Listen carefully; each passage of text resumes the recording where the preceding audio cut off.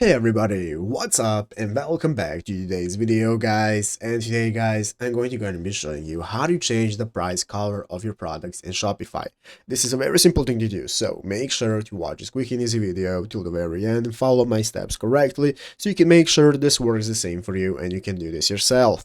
But yeah guys, let's get straight into it. So the first thing you want to do is to go ahead and open up the official Shopify website right here, shopify.com if you've not already, and after doing so you want to log into your Shopify account. After logging into your account where your store is, you'll be greeted by this home page right here, which is the main page where you can find all the sections you can access, such as home, orders, products, and so on.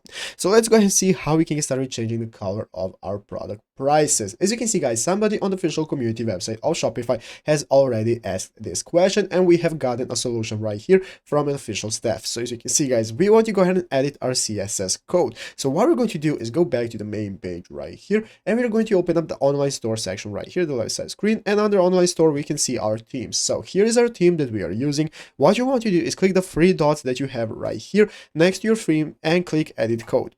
After opening up edit code guys, now you can see we can get started with adding a code that we want to use. So we can go into the theme liquid file. So we're going to go ahead and find that. So as you can see here we have theme liquid, and this is what we are using for our theme on the Shopify. And what you want to do is add this code right here that they have showed us. You can use whatever color you want. You can select the color number. Here is the color number that we are using. You can enter in this code into your code right here, paste it right here, play around with it, put the color that you want, find the color number, and after that you can just go and save it, exit out back to the store, and now the color of your prices will be changed.